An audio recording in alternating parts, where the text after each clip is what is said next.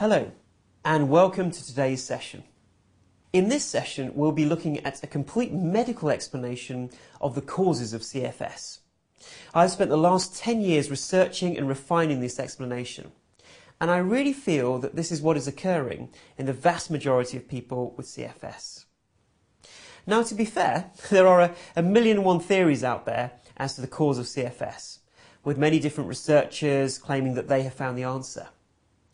This can sometimes make recovering from CFS all the more confusing, especially since many patients do tend to recover from different therapies. I do ask that you suspend your disbelief about yet another explanation whilst we go through today's session. Come at it with an open mind. Remember your commitment to do this 100% for 6 months and only then to judge the results. In fact, a question I get asked often is, how come I know somebody else who recovered from a certain therapy, but when I tried it, it didn't work? Now, this is a legitimate question, and I hope that this explanation today will not only provide a detailed and logical explanation of CFS, but also offer an explanation of many observations in the real world. For example, why certain therapies seem to help certain patients.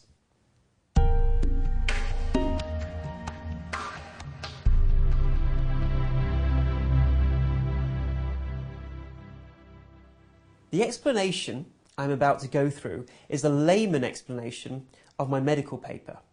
And this medical paper was first published in a medical journal called Medical Hypotheses in the year 2002. I would highly recommend glancing over that medical paper after you have watched today's session, even if you don't have a medical background. I first published this paper online in the year 2000. Before I go into this explanation, let me outline some definitions and some ideas that I will use.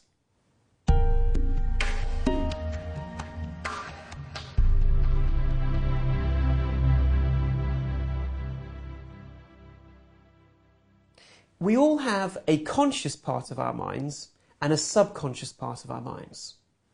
The conscious part of your mind is the part of your mind which by definition is conscious and is listening to me now, rationalising and analysing what I am saying. This part of your mind is in fact very small. It is more like a spotlight which focuses on one thing at a time rather than an organic section of your brain that you can actually identify. At the same time, it is normally associated with the cortex, or more of the outer part of your brain. Your subconscious mind is the more ancient brain, which most animals have, and traditionally it has been associated with just the emotions and memory. However, I would say that the subconscious is more than just that.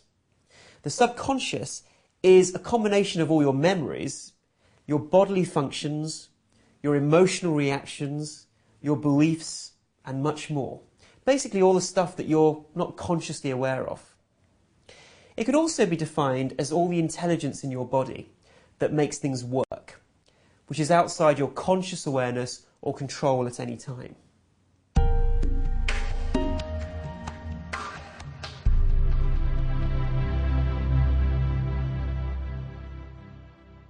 In your subconscious brain, there is a brain structure called the amygdala.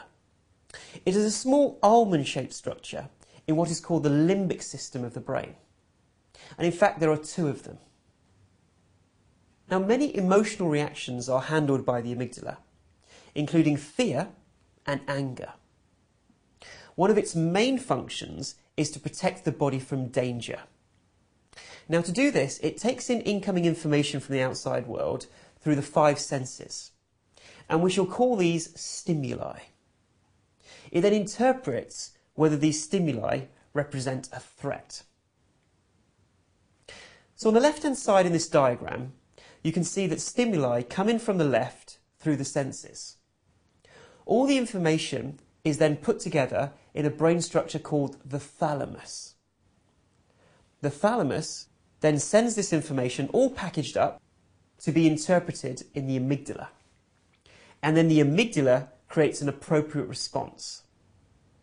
If something is dangerous, it then creates a protective response using connections that it has to many other brain structures and the whole body. In the next diagram, you can see that there are incoming stimuli on the left, and they get interpreted by the amygdala as to whether something is dangerous or not. And then the amygdala triggers responses on the right-hand side. Let me give you some examples of how the amygdala works in practice. In the first example, imagine you were in a forest and you saw a stick on the ground that looked like a snake.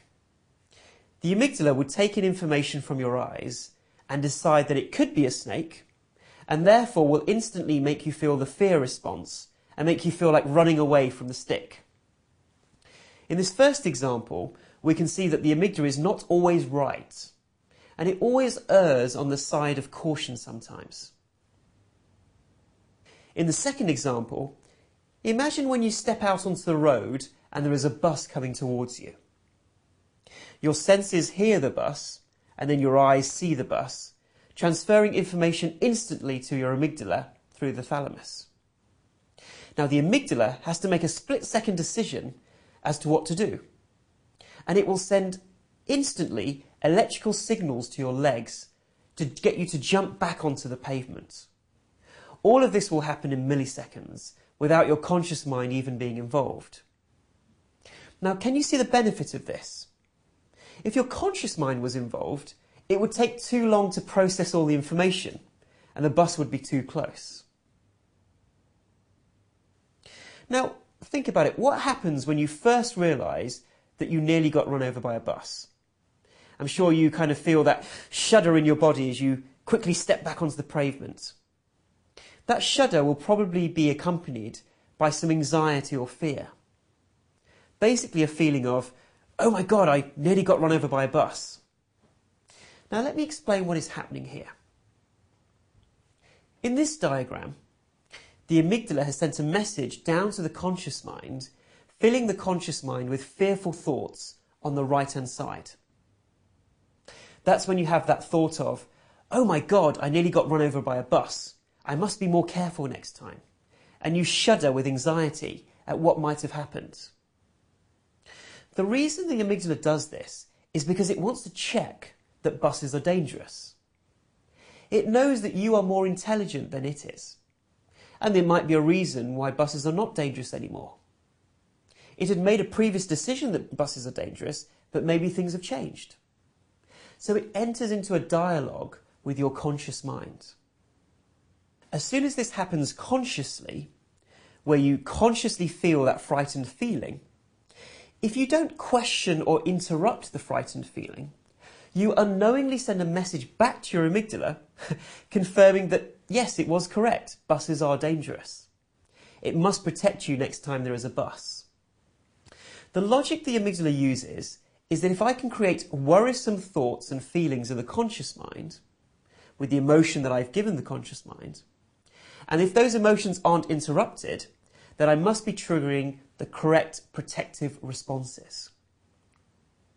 If the conscious mind does not challenge how I made it feel, then that must mean that my actions were correct. That's what the amygdala says. However, if the conscious mind isn't bothered by the danger and thinks it's no big deal anymore that a bus is coming, and doesn't buy into that fearful feeling but instead interrupts it, then the amygdala thinks, well, maybe buses aren't that dangerous anymore.